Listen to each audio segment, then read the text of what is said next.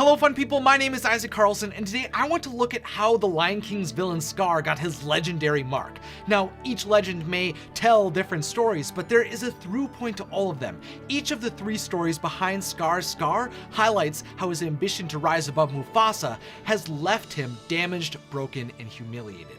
But before I get into those tales, if you want to help us build the largest community of Disney fans on the internet, please consider supporting our mission over on Patreon. You can become a producer of the videos, get welcomed to exclusive Discord channels, and you can gain access to the exclusive show Behind the Magic, where I divulge everything I'm working on behind the scenes to be able to create more magic for all of you. Currently, there's a lot happening when it comes to the Disney parks, but that's all I'll say for now. You can learn more through the link down below. Now, the oldest of the legends that attempt to explain the iconic wound on Scar derives from the Lion King storybook titled A Tale of Two Brothers, soon after the original 1994 animated film released. In this story, Scar's birth name was said to be Taka, which translates from Swahili to mean want, dirt, or garbage, which of course pales in comparison to the name Mufasa, which is said to mean king.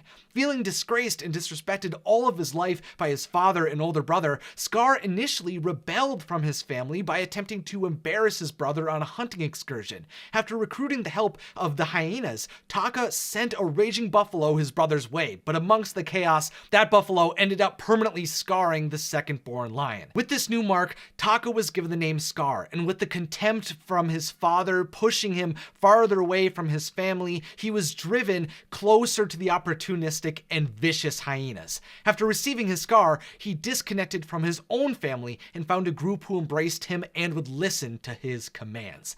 Years later, the Disney Junior show, The Lion Guard, took a different approach to how Scar's ego played into the moment that created his scar. You see, instead of his wound coming from a confrontation that he created with Mufasa, here the scar was created by a venomous snake who was partnered with a lion who promised Scar wisdom and power. He attempted to manipulate Scar into assisting his takeover of the Pride Lands in exchange for the antidote to the venom. But instead of following his orders, Scar became enraged and used the mystical ability known as the Roar of the Elders to murder the duo. While Scar felt he deserved to be praised for stopping a treasonous enemy of the Pride Lands, Mufasa only dismissed his brother and nicknamed him Scar. Upset that Mufasa would look down upon him after stopping a threat to the Pride Lands, and with the venom in his scar enhancing his base desires, Scar decided in that moment that Mufasa was unfit to be king and swore to rise in his place. Receiving his scar allowed Scar to see Mufasa in a new light and created a rift between the two brothers that would never be able to be healed. Most recently though, the Lion King's live-action remake implied that Mufasa himself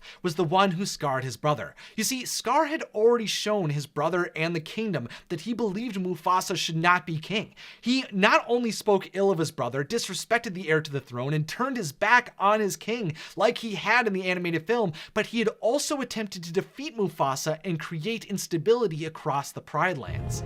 I wouldn't dream of challenging you again. Before Simba's birth, Scar revealed that at one point he had faced his brother in hopes of taking the throne, and he made those treasonous actions not only because he sought out power, but because he longed for the affection of Sarabi. Long ago, you chose Mufasa over me, but now there is a new king. When Scar stood against Mufasa, the two brothers battled one another ferociously, but of course, because of Mufasa's brute strength and his strong heart, Scar was beaten down, was forced to remain an inconsequential member of his home, and he was most likely left scarred from the experience. Now, Scar understood that if he was ever going to take down his brother, he would need to use his cunning, charismatic, and intelligent mind to defeat him. The scar in each story can symbolize how Scar and Mufasa's relationship has already been broken beyond repair even before Simba's story began. Every iteration of Scar's character is forced to wear a symbol that showcases that he had allowed his temptations surrounding power, status, and revenge to take hold of him before. It reveals to us that he had let the evil within himself out in the past. Even though we could always clearly see that he had a darkness within himself,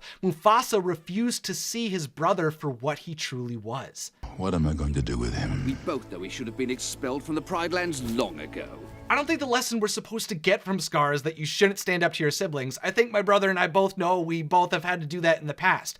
Instead, I think we're seeing that when you unjustly turn against your family, betray your values, and succumb to your own egotistical desires, you're only going to find permanent pain as your relationships begin to crumble. And for Scar, every time he acted against his brother, he was left weak, emotionally damaged, and scarred.